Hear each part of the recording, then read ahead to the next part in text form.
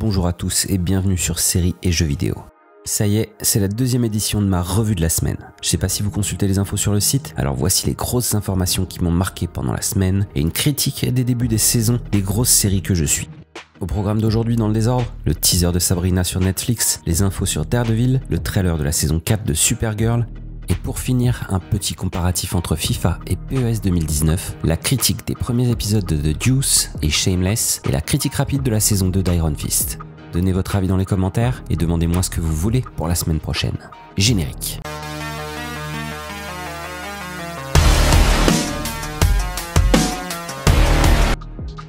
La totalité des épisodes de la seconde saison d'Iron Fist viennent de sortir sur Netflix et l'effet domino entraîne forcément un autre super-héros dans l'histoire. À la toute fin de la saison, une petite scénette nous fait découvrir que Matt Murdock a bien survécu à l'affrontement final des Defenders contre la Main. Même si on était déjà au courant suite à la diffusion de la mini-série où on le découvrait recueilli par une communauté religieuse et surtout parce que la saison 3 de Daredevil était annoncée, on le retrouve dans un piteux état. Son état est en effet problématique, que ce soit d'un point de vue physique comme psychologique. Matt semble tomber du côté obscur de l'univers Marvel. Si l'on ajoute à ça le fait que cette troisième saison semblerait suivre l'arc Born Again des comics Marvel, où le héros Daredevil se transforme en un justicier sans limite qui nuit à l'image du démon de Hell's Kitchen. On peut présumer que cette saison sera une chute en avant pour le pauvre Matt, avec une série d'actes qui remettront en cause tout son avenir dans le costume de Daredevil. Grâce au site Comics Blog, c'est la date de diffusion de cette sombre saison 3 qui est également dévoilée. En effet, c'est la branche thaïlandaise de Netflix qui a fauté, en publiant une version HD du teaser mais en y ajoutant la date du 19 octobre pour une mise en ligne des épisodes à venir. Est-ce qu'il s'agit d'une simple erreur d'un pauvre stagiaire qui est déjà en train de vider son casier? En tout cas, la saison 3 avait été annoncée pour cette fin d'année 2018 et une diffusion au mois d'octobre ne paraît pas complètement impossible à la suite de Jessica Jones, Luke Cage et Iron Fist. Nous allons enfin savoir ce qu'il est arrivé à Matt Murdock après son sacrifice héroïque lors du final des Defenders.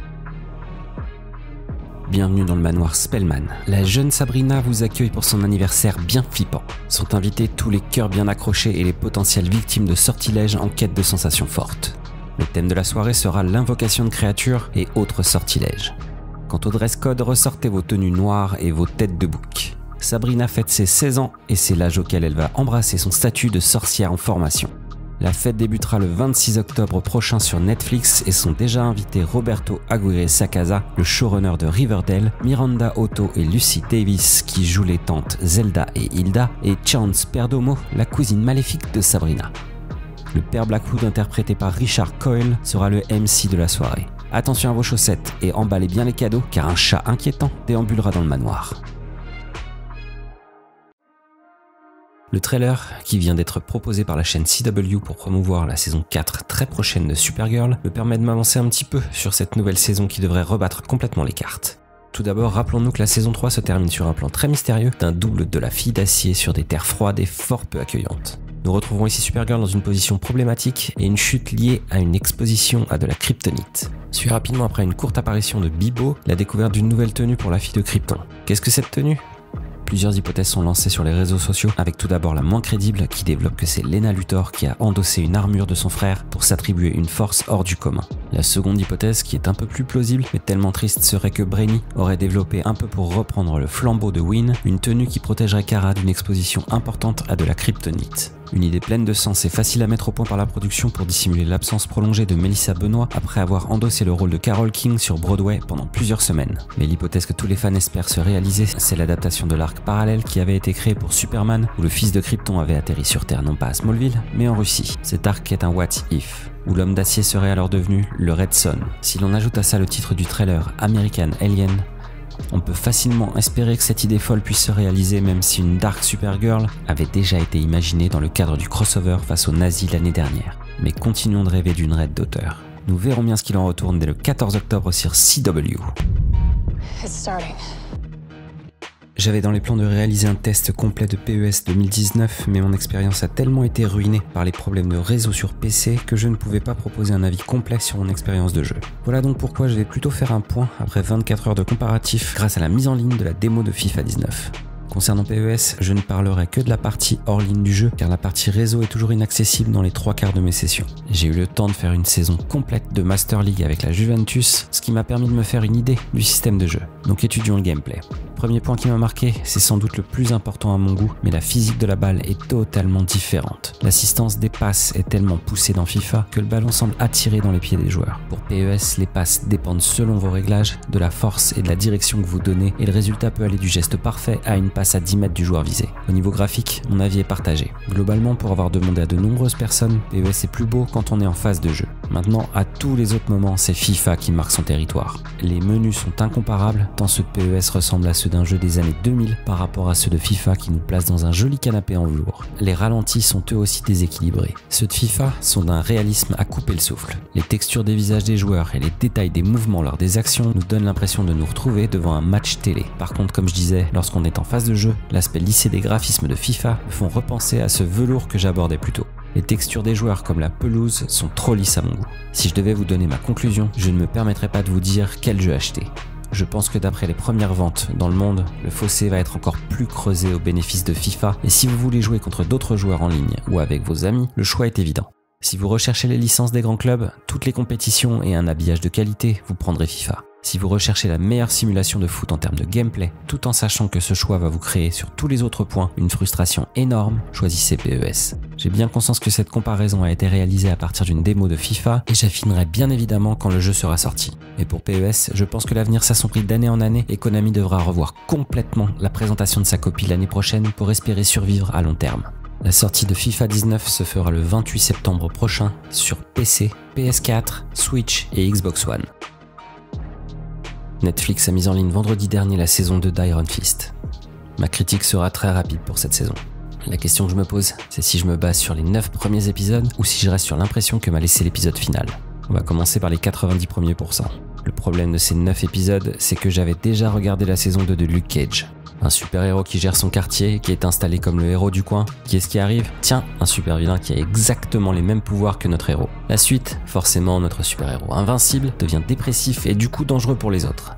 On continue avec une rupture amoureuse et Misty qui vient remettre un petit peu d'ordre dans la vie de tout le monde. Bref, cette saison d'Iron Fist prise seule aurait pu être assez sympathique. Pas exceptionnel, parce que c'est toujours tristement ennuyeux, surtout quand on imagine les scènes d'action ou d'arts martiaux qui auraient pu être proposées, mais Davos manque de charisme. La transformation de Ward en petit agneau qui cherche à guérir de ses traumatismes est tellement déprimante, et Joy, qui était presque l'agneau de la famille Mitchum, devient le Machiavel de la saison.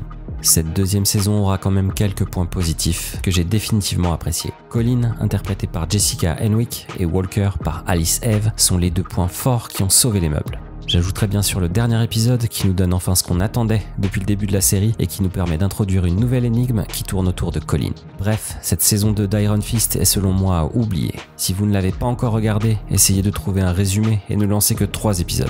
Le premier pour entrer dans l'histoire et ensuite les 2 derniers qui sont nécessaires pour la suite des événements. Pour le reste, si vous voulez perdre votre temps, libre à vous.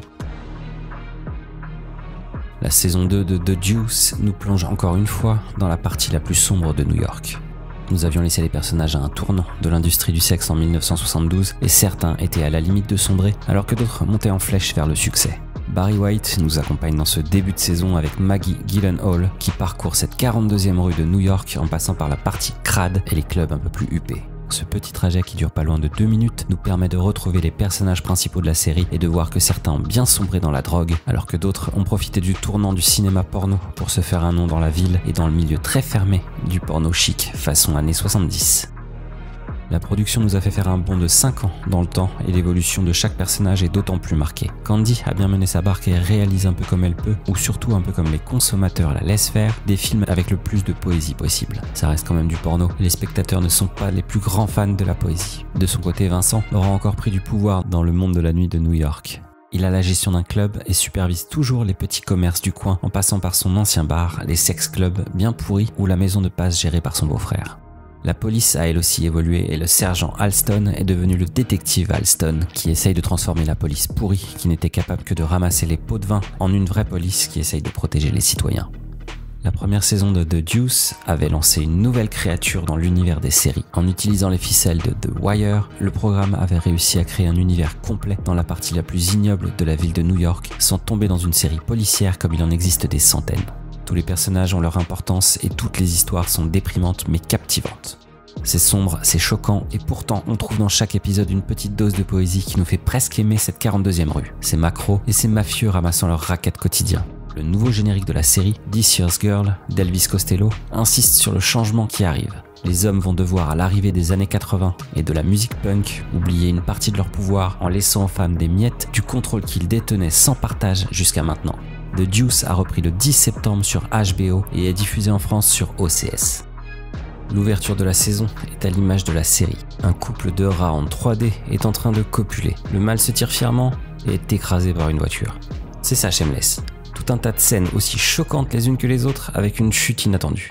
On retrouve ici la famille Gallagher, quelques temps après la fin de la saison précédente. Ian est en prison suite aux méfaits qu'il a commis en tant que Jésus gay. Lip accueille la jeune Xan et tente de revenir à une vie à peu près normale. Carl a intégré l'école militaire et y exerce le rôle de sergent formateur accompagné de Cassidy qui a planté une tente à proximité pour lui rappeler sa présence. Debbie continue à évoluer dans son nouveau travail. Kev et Vi tentent de survivre sans l'aide de Svetlana et Frank vit sa vie d'amant pour toutes les femmes mariées de l'école privée dans laquelle étudie Liam. Dans ce premier épisode, Fiona grandit encore un peu plus. Un peu comme dans toutes les histoires, Fiona évolue à part du groupe. En fait, chaque membre de la famille semble avoir depuis quelque temps un arc scénaristique à lui. À quelques moments, les lignes se croisent et c'est d'ailleurs souvent à ces moments-là que les révélations sont faites. Fiona aura deux problèmes à gérer ici. Le premier, c'est de mettre son immeuble en gage pour pouvoir payer la caution de Ian, et la seconde, c'est la découverte d'un second téléphone dans les poches de Ford. Cette saison est un tournant pour la série. Je ne sais pas vraiment si cet épisode est à la hauteur de ce qu'on peut attendre d'une saison aussi importante. Il est clairement au-dessus de la moyenne des épisodes de la saison précédente et mes attentes sont peut-être un petit peu trop hautes. La partie sur Frank était géniale, ce personnage a un talent pour se sortir des épisodes les plus dangereux et déstabilisants. La seule chose qui me fait un peu peur, c'est que mis à part Ian et Debbie, je trouve que toute la famille commence à s'intégrer un peu trop bien dans la société et à devenir presque normale. Pour moi, les Gallagher doivent rester une bande de tarés capables de tout à tout moment et surtout au moment où on s'y attend le moins. Dites-moi si ça vous a plu et si c'est le cas, après avoir cliqué sur le pouce bleu, vous êtes abonné, avoir cliqué sur la cloche et avoir partagé cette vidéo sur les réseaux sociaux, vous pouvez me dire ce que vous en avez pensé. Encore une fois, j'ai fait une sélection des infos qui m'ont marqué et je suis sûr qu'il manque certainement le détail que vous attendiez. Si vous n'avez pas fait tout ça, je contacte Netflix et la chaîne ne vous proposera que les épisodes d'Iron Fist jusqu'à la fin de la saison. Merci pour votre visionnage et je vous dis à très bientôt. La prochaine vidéo sera la suite de mes attentes sur les jeux à venir dans cette fin d'année 2018.